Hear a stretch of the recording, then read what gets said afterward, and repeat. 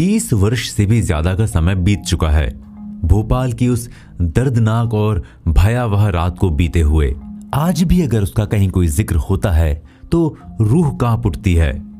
अगर आपको 2 दिसंबर की रात भोपाल में क्या हुआ था इसकी जानकारी नहीं है तो बता दें आपको कि 1984 में 2 दिसंबर की उस कलंकित रात ने हजारों मासूमों को दबे पांव अपनी चपेट में ले लिया था। यूनियन कार्बाइड नाम का कारखाना जो भोपाल में स्थित है, इससे एक जहरीली गैस के रिसाव के कारण पूरे शहर में मौत का तांडव मच गया था। आज भी कई नेता और कई बड़े बड़े लोग भोपाल की उस भयावह 2 दिसंबर की रात के बारे में कई अनेकों टिप्पणियां देते नजर आते हैं। क्या सच है क्या झूठ है ये कोई नहीं बता सकता सिवाय उस व्यक्ति के जिसने उस दर्दनाक रात को स्वयं अपनी आंखों से देखा हो, और सिर्फ देखना ही काफी नहीं बल्कि जिसने उस त्रासदी को जिया हो, उसे बेहद करीब से देखा हो।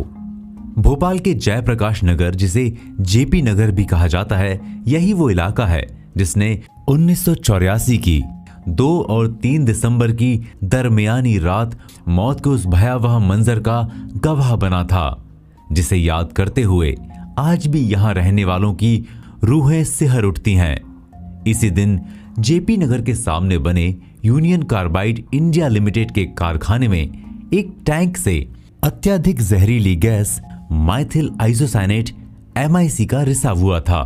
इसी घटना की वजह से भोपाल का नाम विश्व की सबसे बड़ी औद्योगिक त्रासदी से जुड़ गया।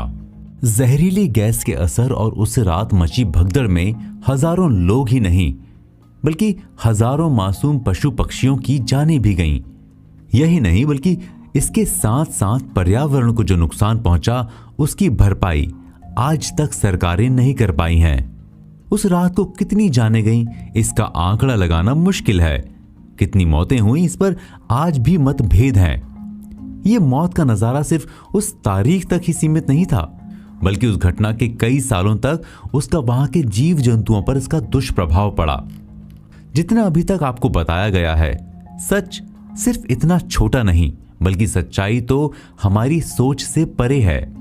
उस रात क्या क्या हुआ था, किसकी कितनी मदद की गई थी या मदद की भी गई थी या नहीं, ये सिर्फ उस घटना पर मौजूद वो व्यक्ति ही बता सकता है जिसने इस घटना को बहुत ही गहराई से और करीब से देखा हो।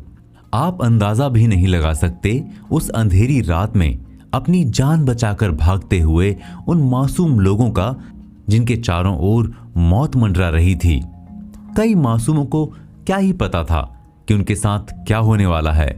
वो तो अनजान अपनी अपनी झुग्गी झोपड़ियों में रात का खाना वो भी जैसे तैसे मेहनत से कुछ कमा कर खाया था। उसके बाद जब वो सोने जाएंगे तो कभी उठेंगे ही नहीं।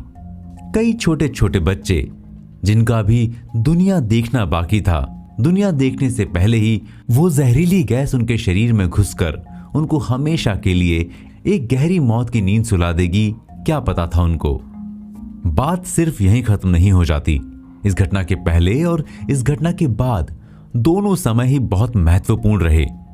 अब तक आप सभी के मन में कई सवालों और आशंकाओं की भरमार उठ चुकी होगी, जैसे इस भयानक त्रासदी में कितने लोगों की मृत्यु हुई, क्या जितना बताया जाता है उससे अधिक मौतें हुई थी, उन लोगों के परिवार का क्या हुआ जिनके घर में कमाने वाला सिर्फ एक ही था और इस जहरीली गैस ने उसे गहरी नींद में सुला दिया था। क्या उन्हें सरकारी सहायता प्राप्त हुई, क्या इस घटना के पीछे किसी की लापरवाही थी, क्या सुरक्षा में कमी थी, क्या इस त्रासदी को रोका जा सकता था अगर कुछ सावधानियां बरती जाती। उस घटना के बाद कारखाने का क्या हुआ, कैसे कारखाने आबादी वाली जगह पर चलाना सही है। इस ऑडियो में हम भोपाल गैस त्रासदी के असली सच से आप सबको रूबरू कराएंगे और उस रात के भयानक दृश्य से आपको परिचित कराएंगे। ज्यादातर लोगों को यह जानकारी नहीं होती है क्योंकि सही जानकारी के लिए सही सूत्रों की ही कमी है।